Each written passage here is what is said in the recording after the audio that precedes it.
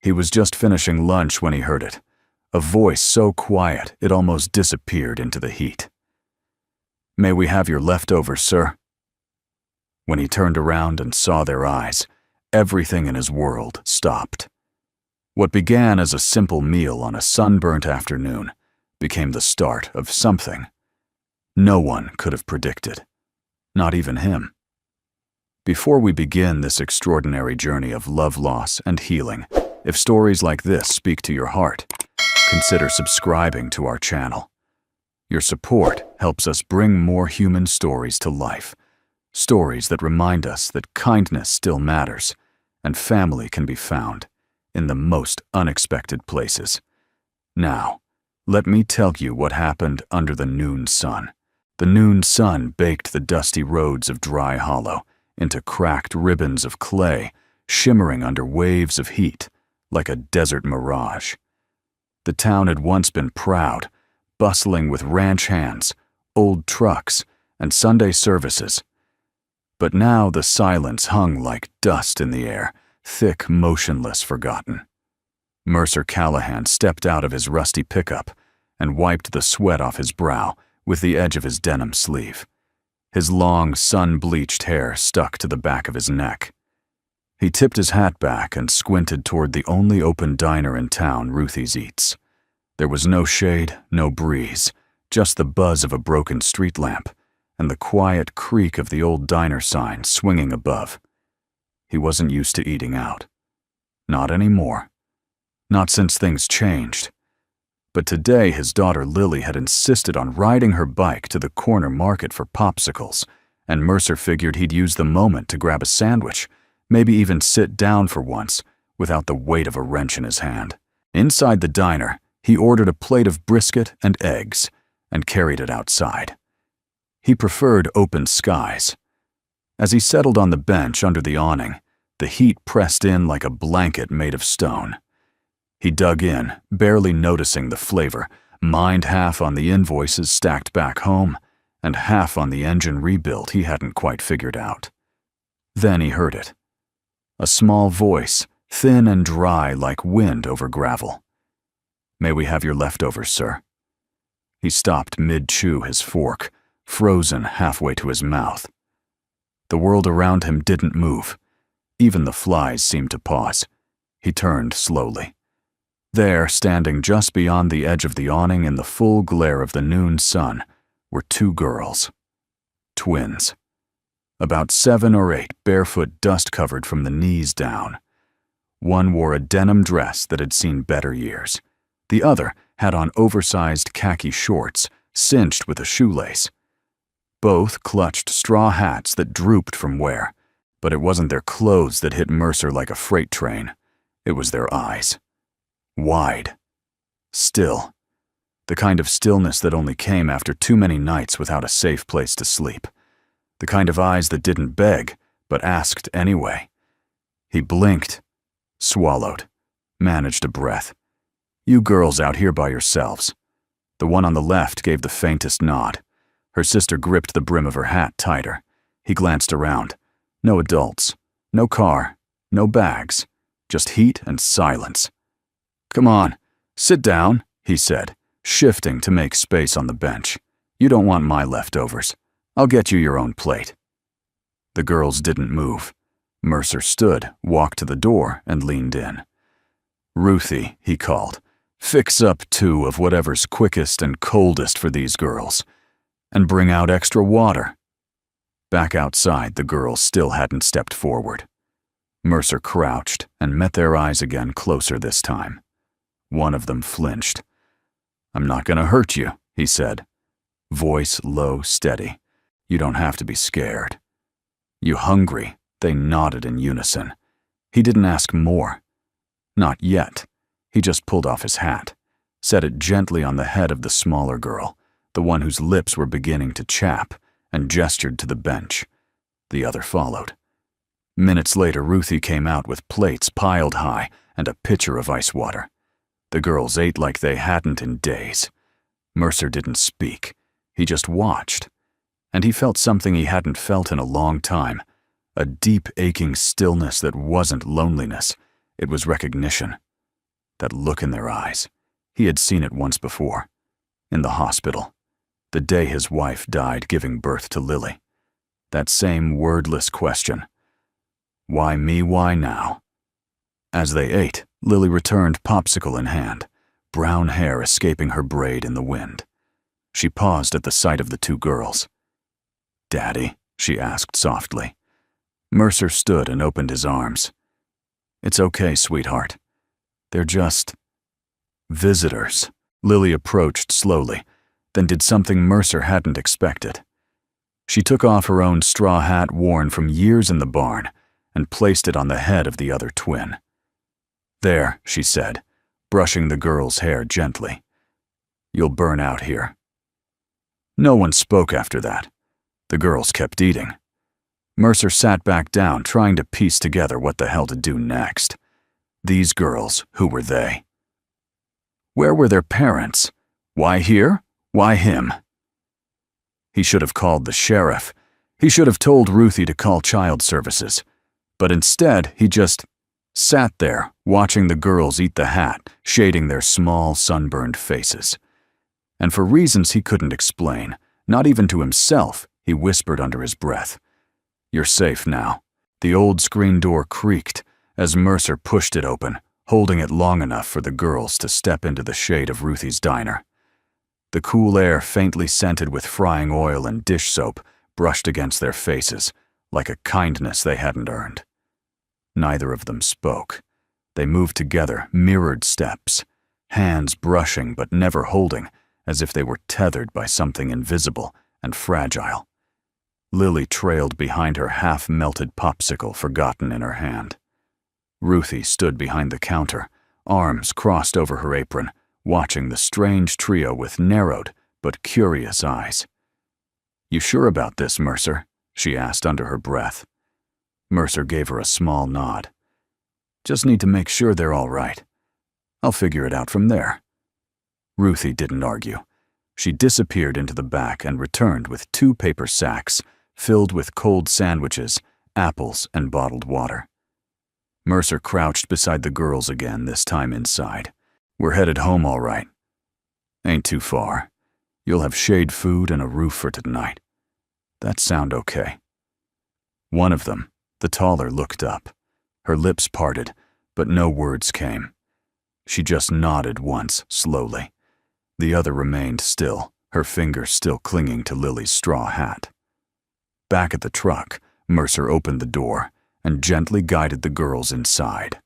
Lily slid in next to them and offered a shy smile. "We have goats," she said. "They scream at everything." For the first time, Mercer saw a flicker of a smile on the smaller girl's face. Faint. Fleeting. But real. The ride back was quiet, except for the low hum of tires on gravel and the occasional cough from the truck's aging engine. Mercer kept one eye on the rearview mirror, watching the girls in silence. They didn't speak, didn't fidget, didn't ask where they were going.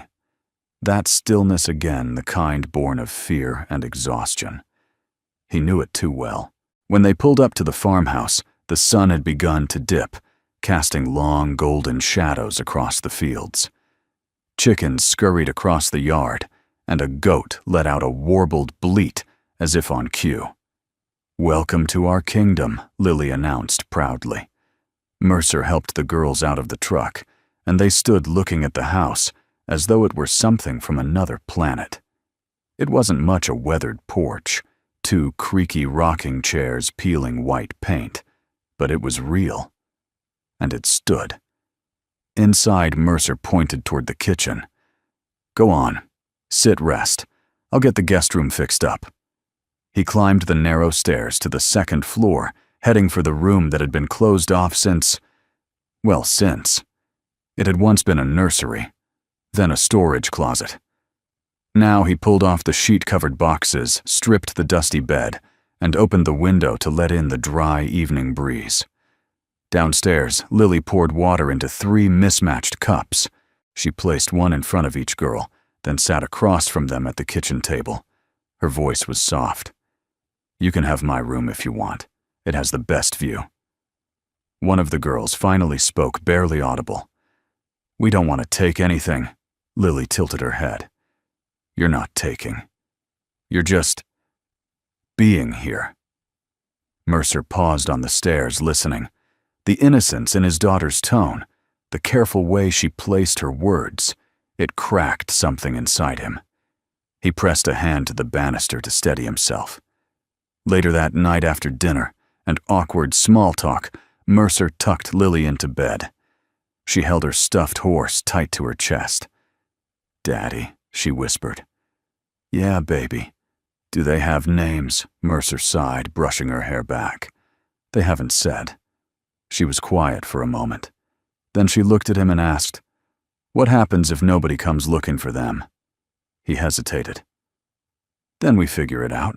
Lily reached under her pillow and pulled out a folded piece of notebook paper. "Can you give this to them?" He took it heart heavy. On the front, in her neat, childish handwriting, were the words, "If you stay, I'll share Daddy." He didn't open it. He didn't need to. Downstairs, the girls sat on the living room rug, their backs against the sofa, heads drooping with sleep. Mercer handed them each a pillow and blanket. "Tomorrow," he said gently, "we'll go into town, talk to someone who can help find your folks. But tonight, you just rest. You're safe here." One of the girls nodded slowly. The other clutched the straw hat to her chest like a relic. Mercer sat in the armchair across the room, watching them breathe.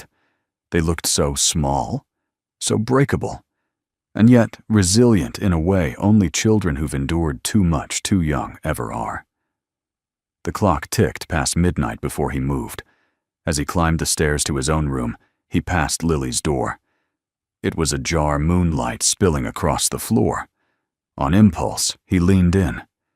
She was asleep, one arm flung out her chest, rising and falling in peaceful rhythm. Mercer walked over, kissed her forehead, and whispered, "You're braver than I ever was." Outside, the goats stirred. A breeze rattled the wind chimes on the porch. Somewhere in the vast Texas darkness, someone's story was ending. But here, in this tiny farmhouse, something else had begun. Mercer woke to the sound of quiet.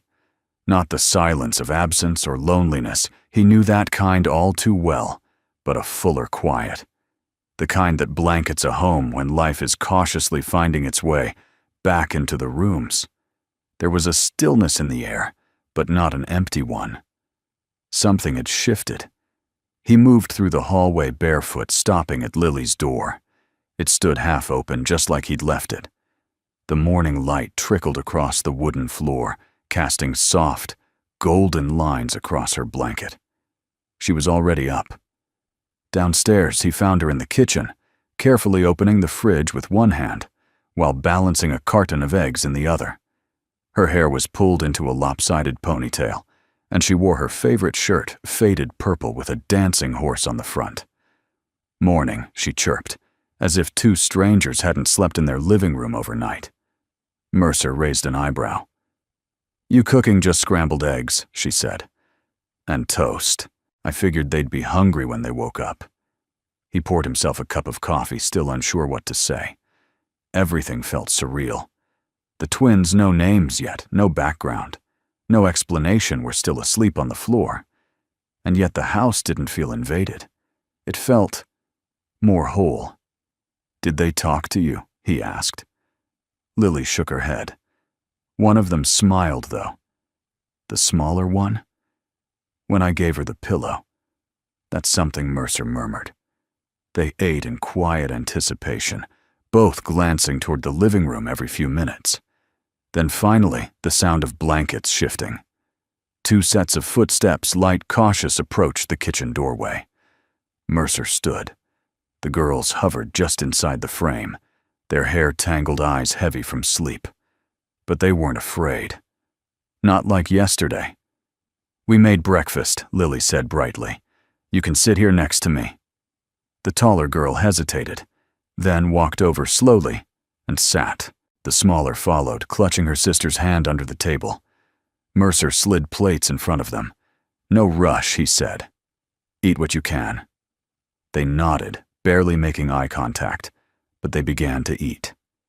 "Do you want to tell us your names?" Lily asked after a few minutes. The girls exchanged glances. The taller one spoke first, her voice just above a whisper. "I'm Rose," the other added softly. "And I'm Willa." Lily smiled. "I'm Lily. That's my dad. You can call him Mercer if you want. Or Daddy." "I share." Mercer's hand froze halfway to his mug. Rose blinked.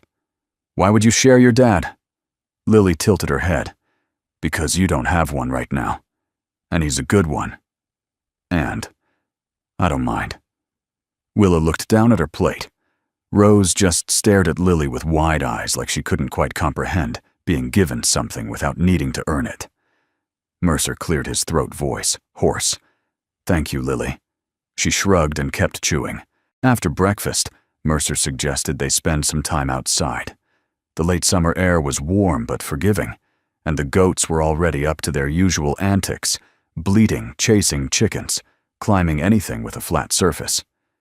Willa laughed first, a short, surprised bark of a sound, when one goat tripped over a bucket and looked personally offended by the experience. Mercer caught it just for a moment and smiled. Then came the moment that made him stop completely. Lily took Willa's hand and led her to the fence. Rose followed, but slower. Mercer watched from the porch as his daughter pointed out wildflowers, showed them how to whistle through a blade of grass, and even let them feed the goats. It was natural, unscripted. 3 children being children. But to Mercer, it felt like watching a miracle unfold in slow motion. He leaned against the post, coffee growing cold in his hand, and whispered to himself, "God, don't let me mess this up." Later, while the girls played in the shade of the old oak tree, Mercer ducked back inside. He walked to his office, opened the drawer he hadn't touched in years, and pulled out an old notebook, his wife's. Inside were notes for the nursery they'd never used, names they'd never given lullabies scribbled in pencil. He read her handwriting, delicate and lupin. If it's a girl, maybe Lily. For hope. He swallowed hard, flipped the page. Another name. If we had more, maybe. Rose. Mercer sat back, notebook open on his lap, the sound of children laughing filtering in through the screen door. Rose. That night, after he tucked Lily in, he turned to go, but paused. Something told him to wait. "Daddy," she said softly. "Yeah, baby. I like them." "I know." "Do you think they'll stay?" Mercer sat on the edge of her bed. "I don't know yet. That's not all up to me. But I think they're meant to be here, at least for now." Lily reached under her pillow and pulled out the note again. They read it. Willa cried a little. I think it helped. He kissed her forehead. "You help more than you know." Downstairs, he found Rose and Willa asleep in the same blanket pile. Their hands were intertwined, a tiny detail, but one that said more than any backstory. He covered them, gently turned off the lamp, and stood in the quiet once more. But this time, the quiet was full. The next morning broke cool and pale, the kind of early light that promised relief from the relentless Texas sun, if only for a few hours. Mercer stood at the sink, rinsing a chipped coffee mug, his gaze fixed on the dusty window pane. Out in the yard, Lily Rose and Willa ran barefoot in the dewy grass, their laughter rising in uneven waves. It felt right, and that terrified him. He dried the mug, set it down, and grabbed his keys. It was time to face the part of the morning he'd been dreading taking the girls into town.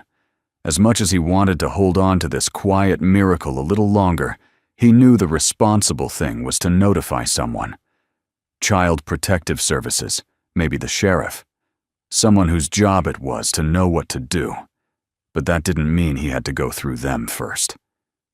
Instead, Mercer drove to the edge of Dry Hollow, past the rusted grain mill and overgrown football field, to a small white trailer parked beside a barn that hadn't held hay in a decade.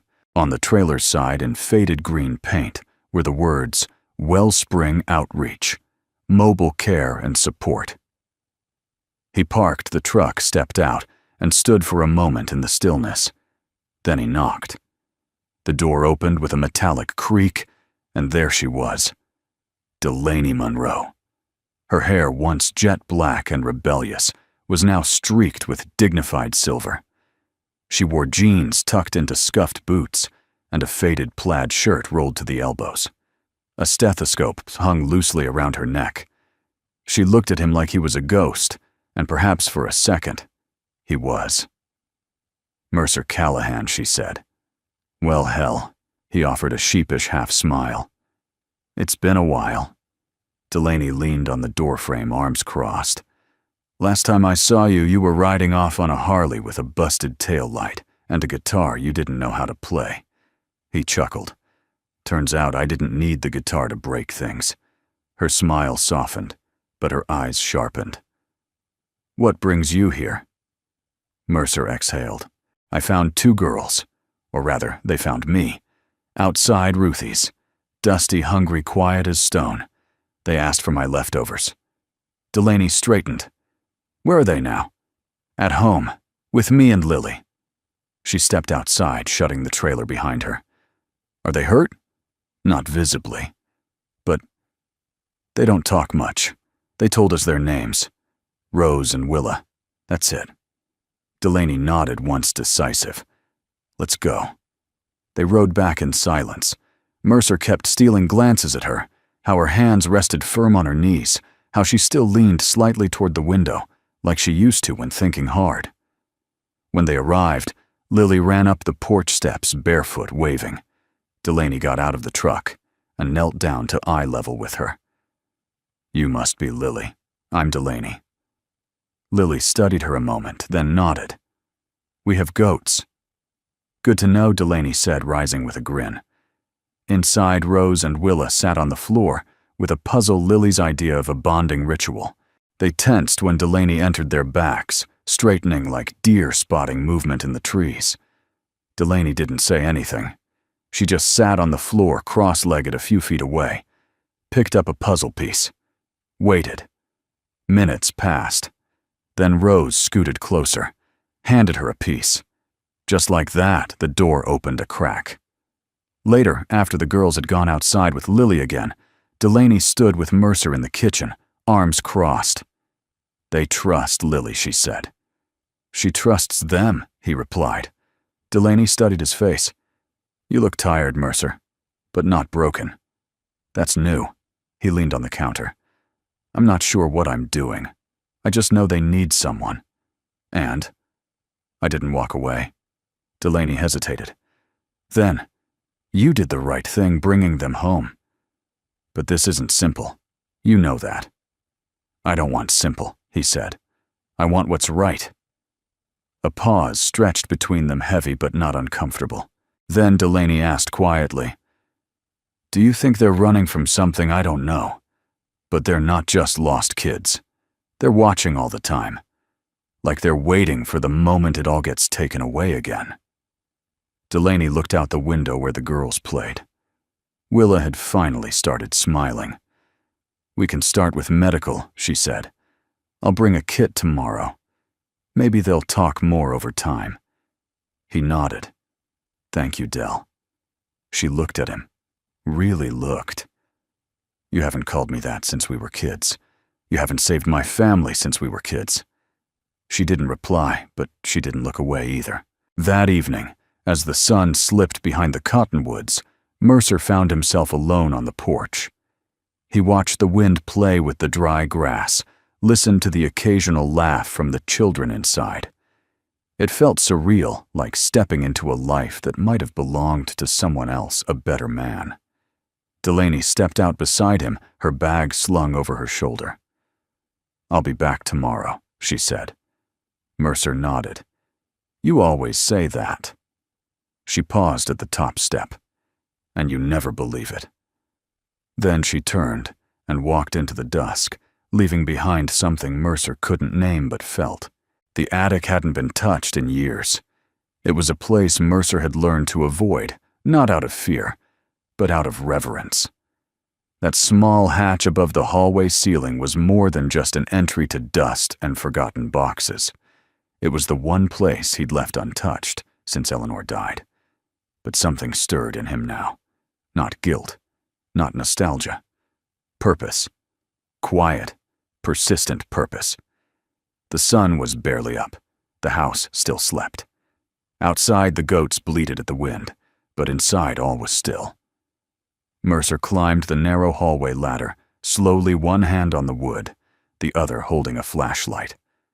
As the panel creaked open, dust rained down in soft flurries, floating through the beam of light like ash. He stepped up into the dark. It smelled like old cedar-dry paper and time. A worn crib leaned in one corner, disassembled and tucked beneath a quilt Eleanor had hand-stitched before Lily was born. There were boxes labeled winter clothes, baby things, and one in neat cursive ease keepsakes. Do not touch. He hesitated, then sank to his knees in front of it. Opening the box felt like cracking open a sealed room in his chest. Inside were scraps of their life photos, concert tickets, postcards from road trips they never took. And then, a bundle of letters tied with twine. He undid the knot slowly, reverently. Most were addressed to her sister Evelyn. Mercer froze. He had never met Evelyn. Eleanor rarely spoke of her. Once in their first year of marriage, she'd mentioned being separated from a sibling in foster care. Too messy to revisit, she'd said. Some wounds don't close just because we want them to. But here were her words.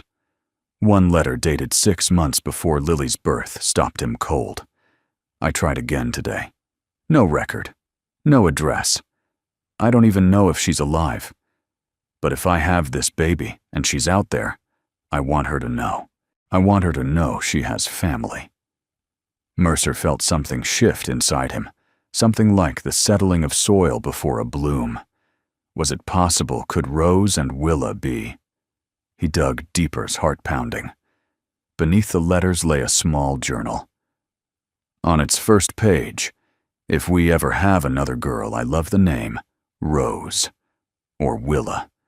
They sound like sunlight. The attic seemed to exhale around him. He sat there in the hush, the old house creaking softly under him, and allowed the weight of it to settle. This wasn't a coincidence. It couldn't be. The names. The eyes. The way the girls had looked at him that first day, like he was familiar somehow, like he was already theirs. He closed the box, cradled the journal in one hand, and descended the ladder slowly. His breath caught somewhere between awe and fear. By mid-morning, Delaney had returned, medical bag in hand, smile as tired and warm as ever. She examined the girls on the porch, while Lily hovered nearby, feeding the goats and offering moral support via popsicle. Inside, Mercer sat at the kitchen table, the journal open beside his coffee. When Delaney stepped in, she immediately noticed his expression. What happened? He slid the journal toward her. She read silently, then looked up, eyes wide. You think these girls are, I don't know? He admitted. But I think maybe they're hers, Evelyn's. If she had children, if something happened and they slipped through the cracks. Delaney shook her head slowly. It's not impossible. Stranger things have happened. But how would we know DNA test? He said, voice low. I don't want to scare them. But maybe there's something in the system. Something we can check without putting them through more. Delaney nodded. Let me make a few quiet calls. Later that day, as the heat began to settle into the earth, Mercer found Willa alone under the oak tree, sketching something in the dirt with a twig. He sat beside her, careful not to crowd her space. What are you drawing? He asked. She shrugged. A house. Looks like mine, he said gently. Willa looked at him, then eyes dark and searching. Can we stay? Even if it's just a little longer. Mercer's throat tightened. He reached out slowly, palm open, and she placed the twig in his hand. You can stay as long as you need, he said. And if you decide to stay forever, well, we'll make room. She nodded once and leaned against his side just a little. Enough. That night, as the sky faded from gold to deep indigo, Mercer sat on the porch alone with Eleanor's journal. He turned to the final page. Maybe I won't find her. Maybe I won't live to try. But if you're reading this, whoever you are, take care of her. Take care of the parts of her she couldn't keep. Take care of what we both lost. Mercer closed the book, tears tracing silent paths down his cheeks. Some promises he realized were made by blood. Others were kept by love. Mercer stood by the phone, arms folded, fingers tightening and loosening against his elbows. The kitchen was quiet, except for the ticking of the clock above the sink, marking time too slow for waiting and too fast for fear. Delaney's voice came through the speaker. There's a database, she said gently. One for missing minors and known maternal links from rehab centers. I found an entry. No names, just birth years. Twin girls. A woman named Evelyn Ward, listed as mother of record. Went missing from a shelter 6 months ago. Mercer felt the breath leave his chest. Ward, he repeated. That was Eleanor's maiden name. I filed a request for a confidential DNA comparison through the agency. We should know within 48 hours. Mercer closed his eyes. Thank you. He hung up the phone with hands that trembled slightly. 2 days. He had 2 days to sit with the weight of a possibility that felt bigger than blood, and yet somehow heavier than grief. That evening he sat outside with Lily, watching as Rose and Willa built a tiny world in the dust twigs, as fences, flat stones, as houses, bottle caps for buckets. Do you think they'll stay? Lily asked. Mercer sighed. I don't know yet, sweetheart. Maybe. She was quiet a moment. You love them already, don't you?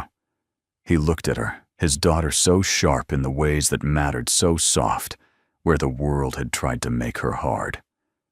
Yeah, he said, simply. I think I do. She nodded like she'd known before he had. Then, without prompting, she walked over to the girls and knelt in their little world. She picked up a stick and started drawing lines in the dirt, expanding the fence, widening the yard. When Willa looked up, Lily grinned. I made room, she said, in case we get a horse or something. Rose rolled her eyes playfully. You don't have a horse. Not yet.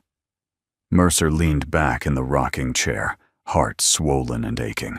He wasn't sure when his world had changed, but it had. Quietly, irrevocably. The following afternoon, the letter came. Delaney arrived just after sunset, holding the envelope like it was made of glass. She didn't say a word, just handed it over, and stepped back. Mercer turned it in his hands. He thought of Eleanor, of her laugh, her fierce heart, her sorrow over a sister lost. He thought of the journal upstairs, of her hope scribbled into margins. And he thought of the girls, how they slept now, without clinging to shoes under their blankets. How Willa had started humming again. How Rose asked if she could help make coffee in the mornings, like it was her home. He opened the letter. DNA matched. 99.87% probability of biological relation to Eleanor Ward Callahan, deceased. The words hit like thunder, loud and quiet all at once. Delaney sat across from him at the kitchen table. It's real, she said. They're hers. Your nieces. Mercer nodded, but he didn't speak. What are you thinking? She asked softly. That I knew, he said. Somewhere, before the letter, before the test. I knew. Delaney reached across the table and took his hand. So, what now? Mercer looked out the window where Lily and the girls were tossing sunflower seeds to the chickens, shrieking each time one flapped too close. They're not just Eleanor's, he said. They're mine now. 2. That night, he gathered the girls on the couch.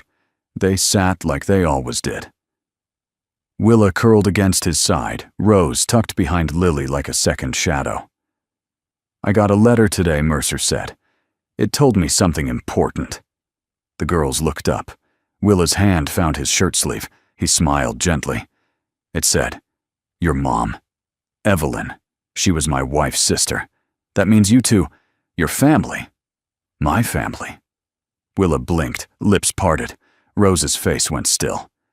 "Does that mean we have to leave?" Rose asked. "No," Mercer said firmly. "It means if you want to stay, I can make it official. You don't ever have to wonder where home is again." Willa's voice was so small he almost missed it. "But what if we're too much?" Mercer felt his chest clench. He reached out, pulling both girls close. "You are never too much. Not ever." Silence stretched long. Then Willa, still holding his shirt, asked, "If we stay, can we call you Daddy?" His throat caught. He glanced at Lily, who gave him a quiet nod, permission and blessing all in one. Mercer smiled through wet eyes. "You can call me whatever feels like home." That night, after everyone had gone to bed, Mercer sat alone on the porch, the DNA letter folded in his lap like a flag. He didn't need proof anymore. Not from labs, not from names. Love had always been the deeper kind of knowing. He looked up at the stars, exhaled slowly, and whispered, "Eleanor." They made it. The wind shifted warm and full of dust. Somewhere, an owl called from the woods. Mercer stayed there long after the house went still, guarding the quiet, holding the weight of something sacred. Not loss, not obligation, but arrival. The farmhouse breathed differently now. It wasn't louder, not exactly, just fuller. Like the walls had stretched to make room for more voices, more footsteps, more laughter, and perhaps even more love. Every morning started with the sound of chairs dragging across the kitchen floor and the tin clatter of cereal bowls. Rose had learned how to make coffee stronger than Mercer liked it, but he never said a word. Willa had started humming while brushing her teeth, and Lily insisted on teaching both girls how to French braid their hair. The braids came out crooked and too tight, but the girls wore them like crowns. On the third morning after the DNA letter, Mercer found the three of them huddled together at the table, elbows, touching heads, bent over a construction paper project. He leaned in the doorway, arms folded, watching them without speaking. Lily was explaining something about symmetry. Willa, tongue sticking out slightly in concentration, was gluing dried flower petals into a border. And Rose, stoic, usually the quiet observer, was drawing with delicate care in the center of the page. When Mercer stepped closer, they all looked up. "It's for school," Lily said. "Our summer writing project. Miss Tanner said we could write about something important to us." Mercer raised a brow. "School's not even back yet." Rose shrugged. "She gave us a head start. Said we'd need more time than other kids." Mercer nodded, not pressing further. He didn't need to know what they were writing. He could feel it truth unfolding quietly in crayon and glue. Later that afternoon, while the girls napped in a blanket fort constructed of bed sheets and broomsticks, Mercer found the letter. It had been left on his pillow in Lily's handwriting, folded 3 times and decorated with 2 hand-drawn hearts. He hesitated, then opened it. "Dear Rose and Willa, I don't know how it works when someone new shows up and makes you feel like you've always known them, but that's how I feel about you. When I was little, I used to pretend I had sisters. I'd talk to shadows in my closet and name them. But now, I don't have to pretend. If you stay here, I'll share my room, my cereal, even my books, where I wrote in the margins. Sorry. And you can call Daddy Daddy. I promise he has enough heart for all of us." Love Lily Mercer sat down on the edge of his bed, the letter in his lap. He had built fences, emotional ones, logical ones. Years of pushing through, holding steady, keeping the world at bay with grease-stained hands and quiet eyes. But nothing had prepared him for that letter. Not because of what it said, but because it was true. That evening, Delaney came by with 2 hand-sewn duffel bags she'd brought from the outreach center. She handed them to the girls on the porch, crouching to meet their eyes. "These are for you," she said. "Not from the state, not from a shelter. From me." Willa hugged hers to her chest like it was treasure. Rose unzipped hers and gasped at the new sketchbook and box of colored pencils inside. "You remembered I liked drawing," she said softly. Delaney smiled. "I remember everything that matters." Mercer stood nearby, watching Delaney with the girls. She wasn't trying to be anyone's savior. She wasn't filling a role.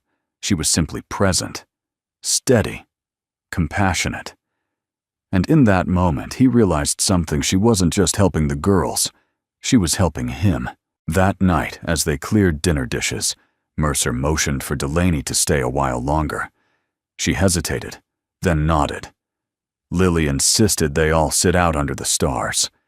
So they brought out a tattered quilt and sprawled across it, the 5 of them tangled and tired and still full of leftover cornbread.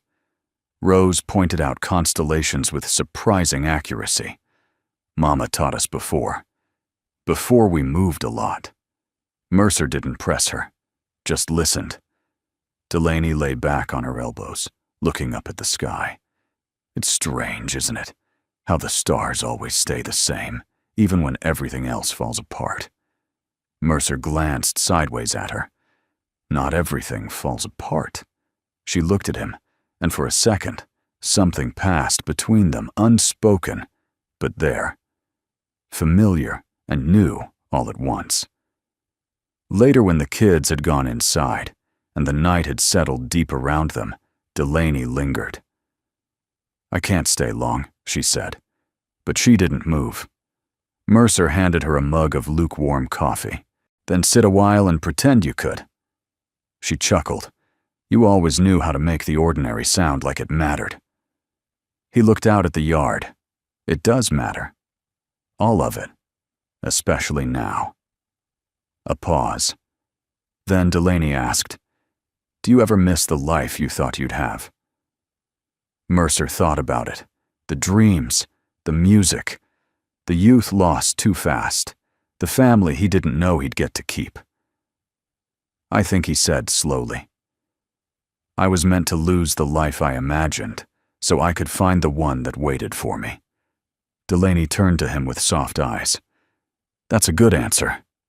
It's an honest one." Before she left, she hugged each of the girls and promised to bring fresh peaches from her neighbor's orchard next time. Mercer walked her to her truck. She paused at the door, fingers tapping the handle. "Mercer, you're doing this right. All of it. I'm trying. That's all any of us can do." Then she kissed his cheek, barely a brush of warmth against his skin, but it lingered long after she was gone. The call came on a Thursday morning just after sunrise. Delaney's voice on the other end was calm, but Mercer knew her too well to miss the tightness underneath. "I need to tell you something," she said, "and I didn't want you to hear it from anyone else." He held the phone tighter. "Go ahead. There's a man. Name's Travis Lang. He was Evelyn's partner. Maybe the girl's father, maybe not. He's been seen around the outskirts of town. He's asking questions." Mercer stepped outside onto the porch, scanning the horizon, as if the name might suddenly materialize there in dust and smoke. "You think he's dangerous?" "I think," Delaney said, "he's the reason Evelyn disappeared. And I think if he finds them, it won't be out of love." Mercer's jaw tightened. "They don't even talk about him. They don't have to." That day was slow in all the wrong ways. The girls played as usual, feeding chickens, collecting warm eggs in a wire basket, laughing over the goat that tried to steal Lily's braid ribbon. But Mercer's eyes were never far from the edge of the yard. He checked the locks twice, walked the fence line at dusk, kept the truck keys in his pocket. He didn't tell them. Not yet. He didn't want to see the light drain out of Willa's eyes, or Rose's body go rigid like it did whenever she sensed danger near. But that night, as he walked past their shared bedroom, he heard it. Willa's voice hushed and fragile. "What if he finds us?" Rose replied, just as soft. "He won't. Mercer's not like him." Willa paused. "How do you know?" "Because he stays." Mercer stood in the dark hallway a moment longer, heart thudding. Then he made a decision. The next morning he drove into town and walked into the sheriff's office with a purpose he hadn't felt in years. He explained the situation. What he knew, what he suspected what Delaney had uncovered. He asked what his options were. Technically, Sheriff Watson said, scratching his chin, "You're still just a temporary guardian. No legal adoption papers filed. If Lang has any proof of paternity, he doesn't." Mercer cut in. He left them. They were starving and alone. "I believe you," the sheriff said. "But the law can be slow to catch up with the truth." Mercer leaned forward, voice steady. "Then I need to move faster than the law." Watson met his eyes. "You thinking about full custody?" Mercer didn't hesitate. "I'm not thinking. I'm doing." That afternoon he sat with Rose and Willa at the kitchen table. Lily was outside tying ribbons to the goat's horns, oblivious and blessedly free. Mercer took a deep breath. "There's a man who might come looking for you. His name is Travis Lang." Willa's face went white. Rose reached for her hand without thinking.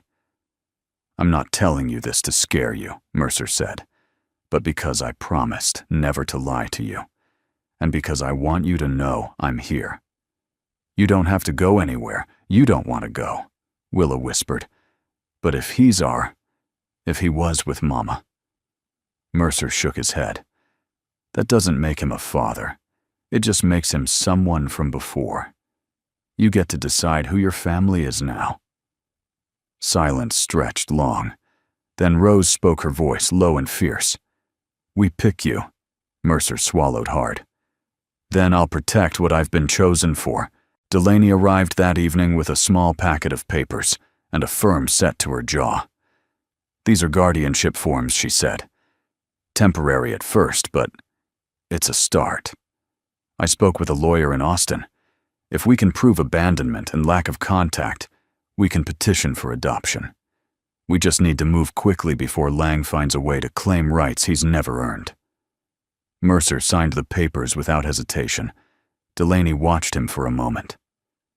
"This scares you, more than anything." She nodded. "But you're still here." He looked at her eyes steady. "So are you." That night, Mercer found Lily on the porch, legs swinging over the edge, arms wrapped around her knees. "Everything okay?" he asked, settling beside her. She nodded. "I just heard you talking to Miss Delaney." He waited. Lily looked up. "Is he coming to take them away?" Mercer placed a hand on her back. "Not if I can help it." Lily was quiet for a while. "Then if he does come, can we hide them?" Like in a movie, Mercer smiled, but it broke his heart. "We won't need to hide anyone. We'll stand right here and fight with the truth." Lily nodded solemnly. "You're a good daddy, you know." He pulled her into his side. "I'm trying to be." Long after the house had gone quiet, Mercer sat at the kitchen table, the guardianship papers beside his coffee cup. He stared at the signature, his name in blue ink, binding him to something larger than law. It wasn't just about protection. It was about belonging. He folded the papers gently and placed them in the drawer with Eleanor's journal. Two pieces of the same vow years apart. Then he turned out the light, stepped onto the porch, and stood under the stars, wide and endless above him. Somewhere out there, a man who walked away might come looking. But Mercer, he had no intention of letting go. Sunday morning in Dry Hollow still smelled like cinnamon dust and distant memories. Mercer stood in the kitchen in his flannel shirt and worn jeans, sleeves rolled, hands dusted in flour. The window beside the sink poured soft golden light across the countertop, catching on bowls, crumbs, and 3 different sets of sticky fingerprints. Behind him, chaos hummed in warm, happy tones. "Daddy, you put too much milk," Lily shouted. laughing. "That's not milk. That's the soul of the dough," Mercer replied with mock offense. Willa giggled. "Then your bread's gonna have a soggy soul." Rose, seated cross-legged on the floor, sketched the moment with colored pencils Delaney had gifted her last week. She looked up every few minutes to capture a new angle, Mercer squinting at the flour bag, Lily pretending to be head chef. Willa sneaking raisins into her mouth instead of the bowl. They were building something, not just bread, but rhythm, routine, family, the kind not made by blood but by choice. Outside, the world held its breath in the warmth of late summer. The goats dozed in the sun, the hens clucked lazily, and inside, the smell of rising dough and browned butter brought something almost holy to the little farmhouse. As the loaves baked, Mercer settled onto the porch swing, warm mug in hand. Delaney arrived just before noon, a basket of peaches on one hip and a bottle of local honey in the other. "I come bearing gifts, and no expectations," she teased. Mercer stood and took the basket, brushing her hand gently as he did. "That's a good kind of visit." The girl spilled onto the porch a moment later, barefoot and sun-drunk. "You came," Willa shouted. "I promised, didn't I?" Delaney smiled, crouching to hug them both. Rose offered her a folded page from her sketchbook, a drawing of the 5 of them sitting beneath the big oak tree. "It's not finished yet," she said shyly. "It's already perfect," Delaney replied, tucking the drawing carefully into her tote. Lunch that day wasn't fancy, but it was full. Warm bread, fresh butter, peaches sliced over chipped enamel plates. No one rushed. No one needed to be anywhere else. It was the kind of meal you didn't plan so much as earn one moment at a time. They sat out under the tree afterward, full bellies and light conversation. Delaney leaned back against the trunk and sighed. I forgot what this felt like, what Mercer asked. She looked up through the branches. This? The kind of quiet that's earned, the kind you fight for.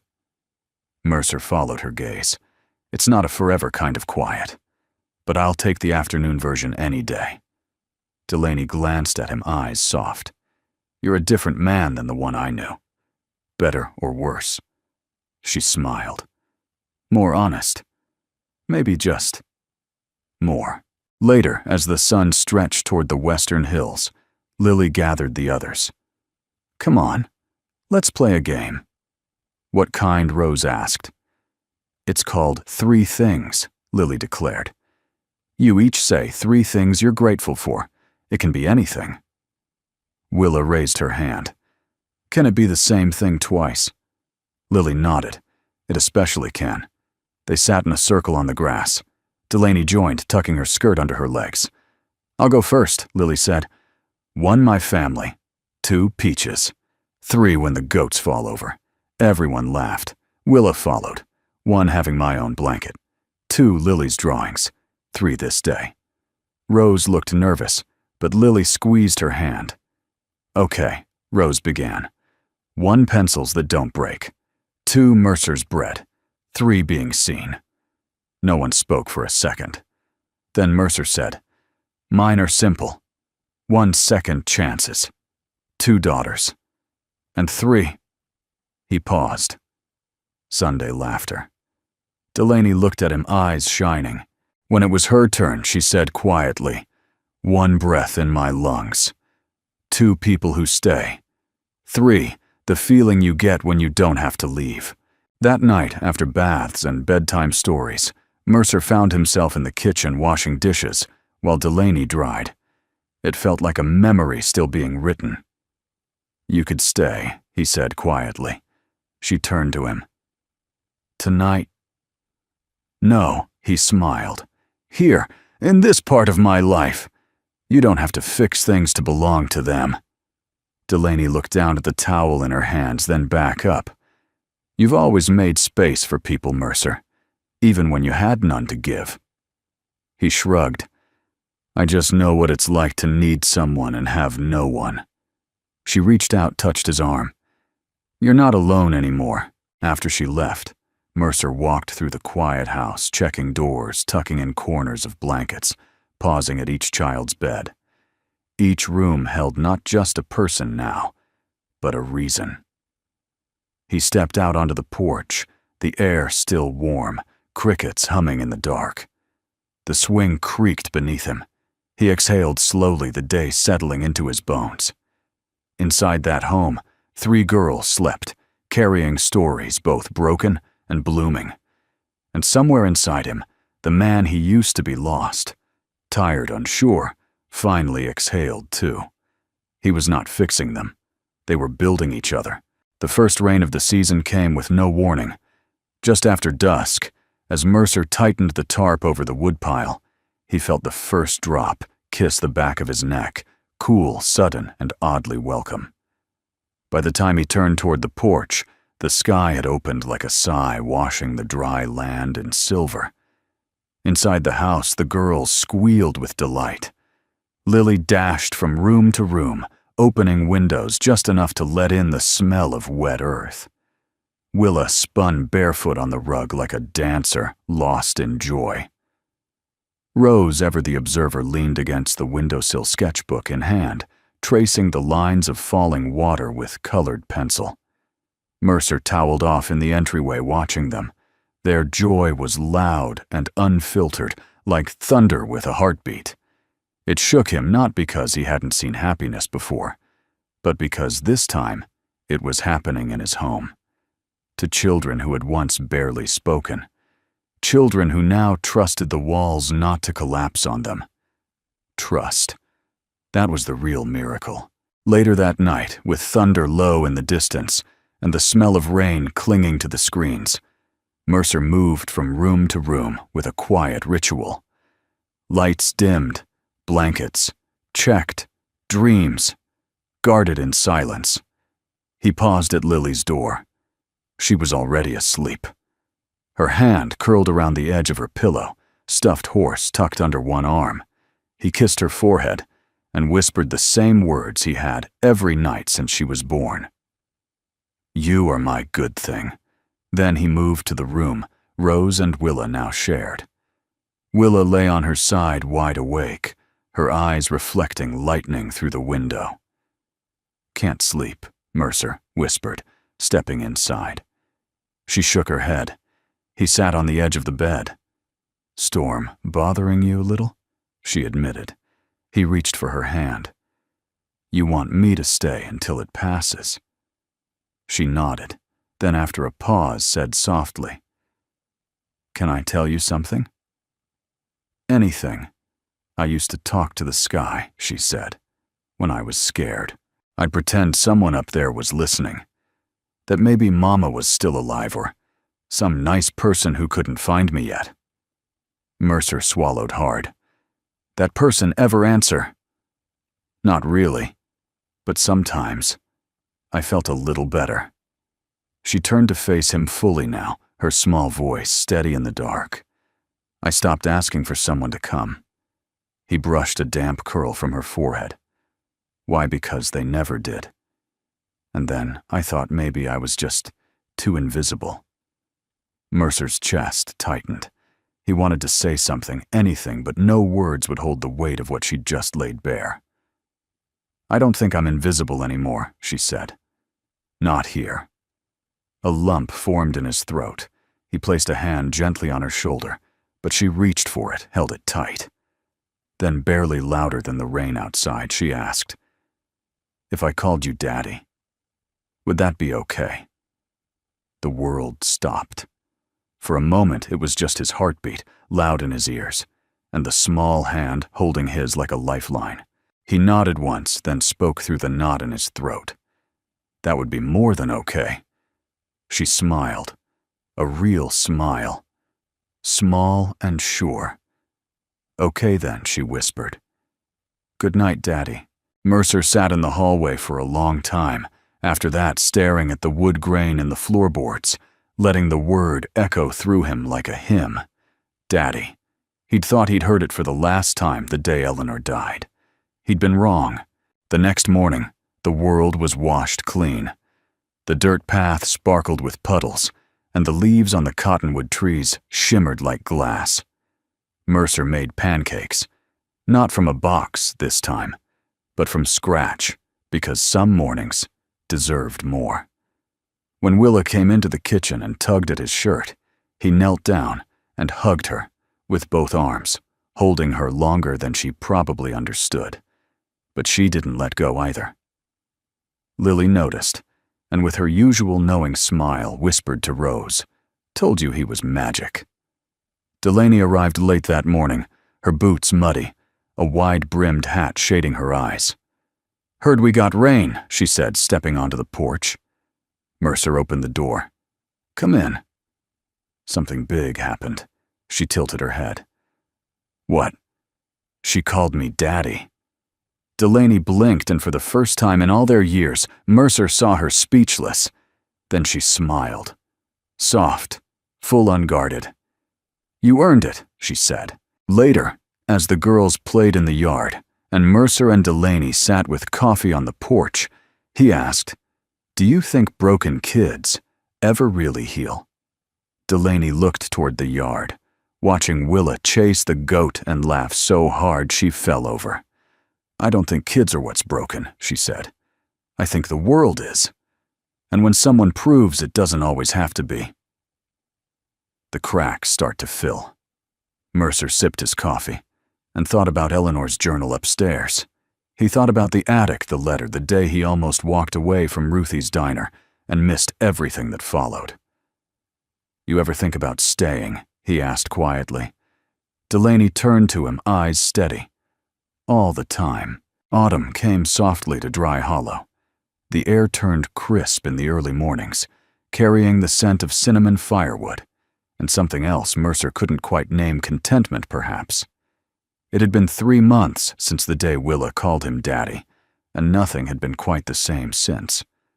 Or maybe everything had become what it was always meant to be.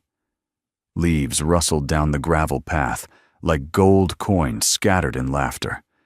The goats were quieter now, fat from summer mischief and spoiled by attention. The chickens followed Lily like disciples, and inside the house the walls no longer echoed. They held. On a Saturday morning just before Thanksgiving, Mercer stood at the kitchen table while the girls scribbled in colorful pens and glue sticks. It was Family Essay Day, a school tradition according to Lily, who had taken the liberty of informing the twins. "You don't have to make it serious," she said, chewing the end of her pen. "Just say what makes us us." Willa had drawn a picture instead, 5 stick figures under a crooked sun. Rose wrote a poem. Mercer hadn't read it, but she folded it into a heart and tucked it into his tool belt when he wasn't looking. Lily, though, had written a page and a half. When Mercer finally asked what she put in it, she smiled and said, "I just told the truth." Later that day, they raked leaves in the yard.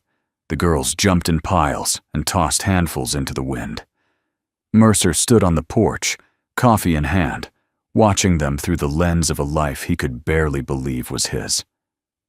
Delaney arrived in her truck, as she often did on weekends now. She stepped out holding a pie still warm, and a folder tucked beneath her arm. "I brought the good kind," she said, nodding toward the pie. Mercer smiled. "Peach." "Of course." She handed him the folder. "This, too." Inside were the final papers. Adoption finalized. Irrevocable. Legal and eternal. Mercer read them slowly, then looked up, emotion flickering behind his eyes. "It's done." Delaney nodded. "As of yesterday. You're their father. Not just in practice. In name." He looked out at the yard. Willa waved. Rose gave a small, proud nod like she knew. Lily was spinning with arms outstretched, laughing into the sky. "I already was," he said. Delaney stepped beside him. Now the world knows too. That evening they lit a fire in the pit behind the barn. The girls roasted marshmallows. Lily burned hers twice on purpose, just to watch them drip. Delaney sat close to Mercer on the old wooden bench, their shoulders touching. Rose pulled a wrinkled piece of notebook paper from her pocket.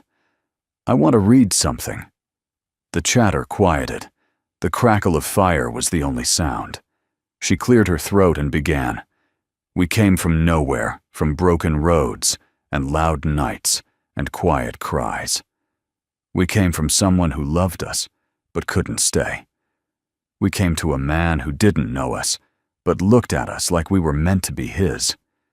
And we became home." Silence followed, but not an awkward one. Willa reached for her hand. Lily wiped at her eyes and didn't try to hide it. Mercer swallowed hard. "That was beautiful, Rose." Rose shrugged, suddenly shy. "It's just true." As the fire died down and stars began to shimmer overhead, Mercer found himself staring into the flames, remembering. The attic, the letter, the voice that had asked May, "We have your leftovers, sir." It had begun with a question of need. It ended in abundance. Delaney leaned her head on his shoulder. "I never told you this," she said softly, "but I used to pray that someone would find those girls. Not the system. Someone good." Mercer looked down at her, surprised. "You prayed." She smiled. "Everyone does in their own way." He nodded. "And what about you? Did you pray someone would find you? Didn't know I needed finding," she whispered. Mercer took her hand. "Maybe we all do. At least once." As the girls slept later that night, he wandered from room to room. Each space had changed not because of paint or furniture, but because of presence. Shoes by the door, braids hung on nails, laughter that lingered in corners. He paused in the hallway, touching the attic ladder without pulling it down. Not tonight. Tonight belonged below. To warm beds. To people who had once lived with suitcases under their pillows and shoes laced for escape. Tonight belonged to those who had been found and those who had chosen to stay. In his own room, Mercer opened Eleanor's journal. He flipped to the last blank page and picked up a pen. He didn't write a story or a summary. He simply wrote, "They stayed. They are loved. And I am whole again." He closed the journal and set it beside the lamp. Then he walked to the window, pulled back the curtain, and looked up at the sky. The same stars blinked above the house. The same moon that had watched him lose everything now watched him gather it all back, not as it was, but as it should be. And beneath that shared sky, under the same golden sun that had once scorched him, hollow Mercer Callahan finally knew peace. Not because life was perfect, but because it was full. If this story touched your heart even just a little, we'd love to know where you're watching from. Whether it's a quiet town, a big city, or a porch. Not unlike Mercer's, your presence here means more than you know. If you'd like to hear more stories like this, gentle, hopeful, and true to the quiet strength in all of us, feel free to subscribe. No pressure, just a seat waiting for you the next time you visit. From all of us here, thank you for spending time with this story, for listening, for feeling, and for keeping space in your heart for a little more kindness in the world. We'll see you in the next one. Until then, may the sun shine gently on your path.